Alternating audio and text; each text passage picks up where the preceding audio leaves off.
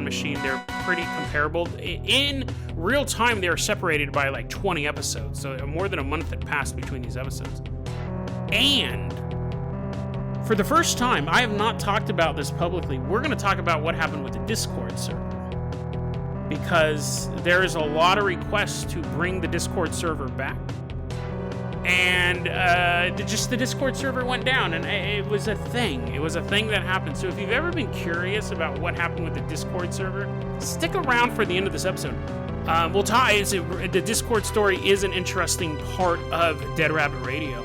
Yeah, we're going to talk about that, and we're going to talk about the food replicator. We're going to talk about this story and everything else that is involved in this episode. So stick around. Listen to this episode. I think it's a great episode, and then stick around to the end. This here is episode 177, The Food Replicator. 3 girls walking on a country road discover a creature and possibly a government cover-up.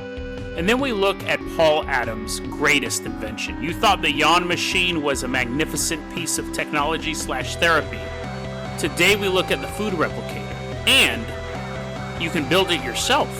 Today on Dead Rabbit Radio.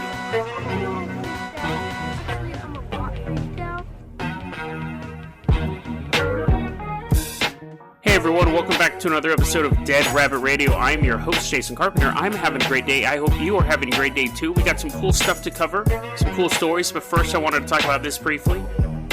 We have a Discord set up. A lot of people have been requesting to get a Discord set up. A lot of people have been requesting to get a Discord set up, and it is set up now. It was set up by BarfyMan362 on YouTube, so I appreciate that. I'm going to stop in every once in a while. I can't promise I'll be there every day just because I'm always doing research and working my jobs and doing the show, but I will be stopping by. But it's also a good place for the fans to hang out. I know something that a lot of podcast listeners have said, I listen to the podcast, but I have to go to YouTube to really be part of the community. So hopefully this will mitigate that. It'd be a cool place to kind of hang out.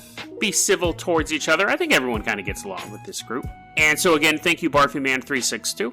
And then I have a buddy, he's Earbud on Twitter. He surprised me today with he built a desktop computer for me. He saw the laptop I was using because he knows me in real life. He goes, "You use that laptop for everything?" And I was like, "Yeah, this is my podcast laptop. This is my work laptop. This is a laptop I watch, The Office on. This is kind of what I have." So he built me this super dope desktop computer. It's easily the fastest computer I've ever owned.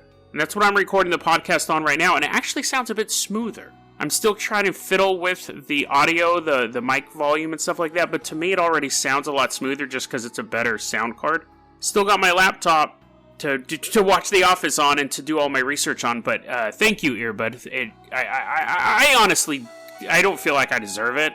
It's this amazing gift that he just dropped off today, but I told him, I said, really, this will help take the podcast to the next level. My plan now is to do, and it's in the future, it's not coming up anytime soon, but I want to do a video for Friday's episode. And for the podcast listeners, I know that it sucks when you listen to a podcast and they're like, "Oh, look at this cool thing we're watching," and a podcast listener can't see it. I hate that. I absolutely hate that. So the Friday episode won't be any different to the podcast listener at all. I'm not going to be like, "Hey, now let's watch this 5-minute YouTube video while I'm totally quiet." But to the YouTube users, you'll be able to see video. It will also allow me to I've talked about doing Twitch. I want to play some scary games.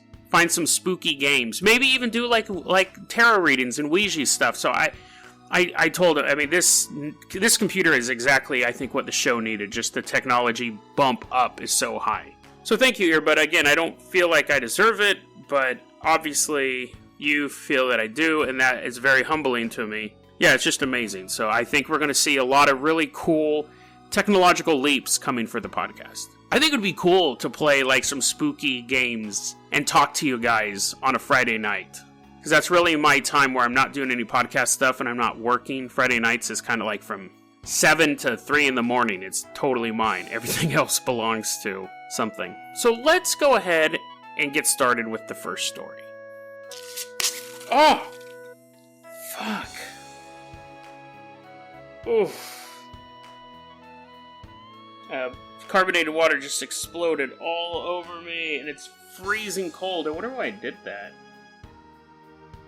Oh, because it's a block of ice underneath. That's why it's pressure built up. I think it's going to explode. I got it. Here, hold on. The year 1996. The country, Brazil. It's funny, we've been to Brazil a lot on this show. More than I would have thought. It's really, really interesting because it's something that's not normally covered in UFO or Bigfoot or cryptid or anything lore.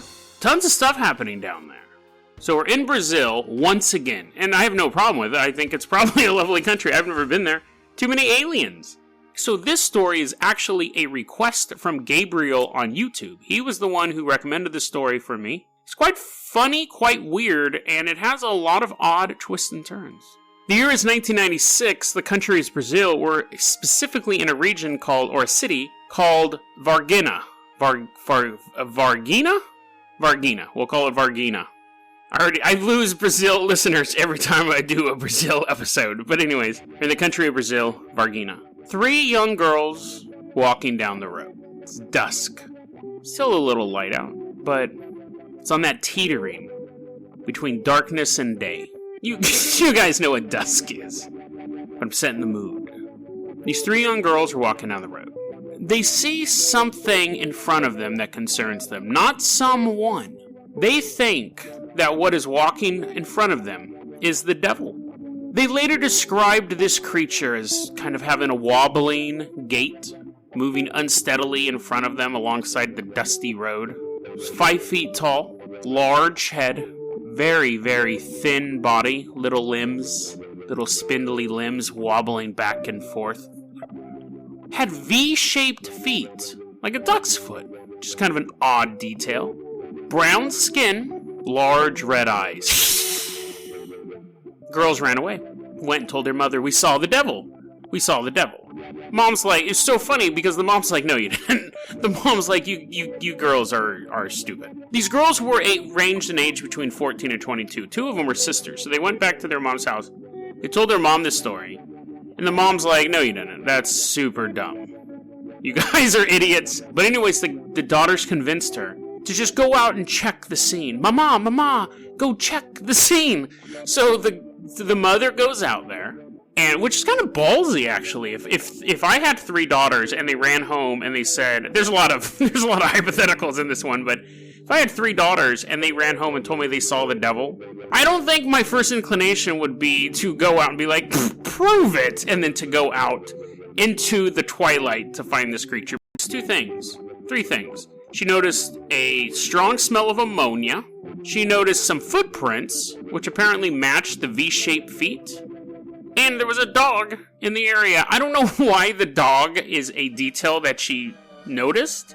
Unless she's like Harriet the Spy and she's just like picking up clues randomly. But the strong ammonia smell and the V-shaped feet do make sense. What happened was that then this panic started in the town. The story spread very quickly that there was an alien or the devil in town. And I think most townspeople were like, 5 feet, tiny little arms, weird, like giant head. It was probably an alien. It probably wasn't the devil. So you started getting this rash of UFO sightings in the area. Other people were like, "I saw a UFO in this area. I saw this strange light." One farmer said a UFO flew over his property and hovered there over his cattle. I think this story is completely made up, by the way. Not the whole story, but this particular part. This farmer says, "I came out, my cows were acting all weird. They weren't as talkative as they normally are. They were kind of like looking down at the ground. They weren't engaging with me.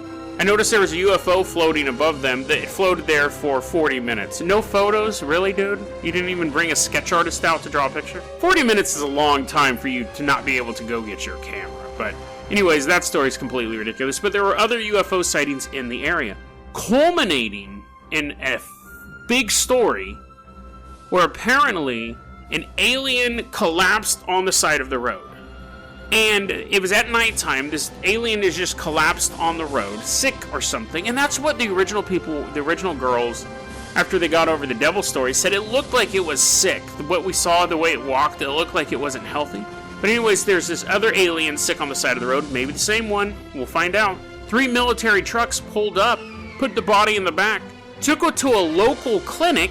So it didn't take it to like a Area 51-esque hospital underground. They took him to a like 24-hour med clinic, and dropped it off where it was treated, and you think that's ridiculous, but multiple people saw more than one alien in the clinic that night.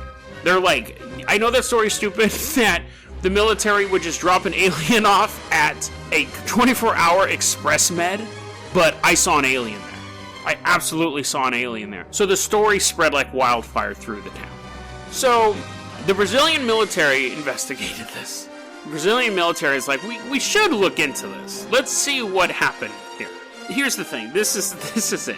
Their findings for what happened over that period of time in 1996 is either absolutely true or the worst cover-up I've ever heard. Because you know, like Men in Black, when they like scan you with that little beam in your eyeball, and I know that's not real life, but you know they'd scan you with that little eyeball thing, and then they'd give you a fake story. People say UFOs are swamp gas or the planet Venus or stuff like that. All of that stuff is for... This sounds like the worst cover-up ever, but it's most likely what really happened. So, the military investigated, and first off they said, listen guys, those 3 military trucks that were driving down the road that night, that it was a scheduled drive. Those trucks go through that area all the time, around the same time. Like, that is a normal... We didn't pick up anything on the side of the road. The people go, whoa, okay, well, what about the alien that the girls saw walking down the road? So this is what the Brazilian military had to say about the original sighting. This is from an article here. In regards to the wasteland creature, an official inquiry led by the Brazilian military authorities concluded in 2010, so this is 14 years after the event, they really did look into this, concluded in 2010 that the Silva sisters had actually come across, so this is what the military concluded was walking by these girls, had actually come across a homeless, mentally unstable man nicknamed Mudhino, covered in mud.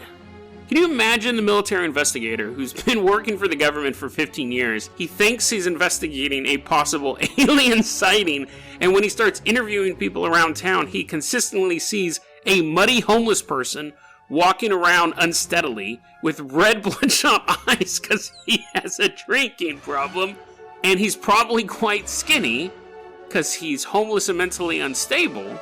And I can imagine the investigator every time he's interviewing somebody and he's like, so, you swear that you saw this UFO over your cows? And they're like, yes, he sees Mudhino walking in the background, all unsteady. And the investigator's like, God, man. And then some people go, okay, yeah, we know Mudhino. We know him. He does have an abnormally large head, skinny little body, brown skin, with just the mud covering him. But how do you explain the aliens that we all saw in the clinic? How do you explain that? And at that point, the military goes, we have the answer for that as well. We came to that conclusion in 2010 as well. Apparently, they traced it back. Now, again, this is either a terrible cover-up or the absolute truth.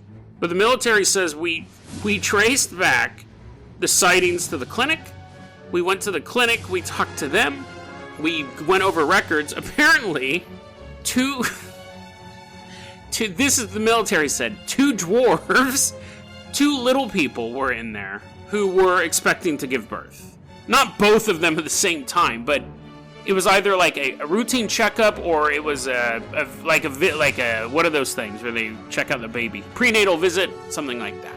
So you basically people who were hearing all this UFO flap and then they walk into a clinic and they saw just 2 short people, one with a big old belly, and that was the big alien sight. Now, it's one of those things, like, because of mass delusion, I can see people jumping to that conclusion when they see something out of the ordinary. They see these little people, and they're like, aliens!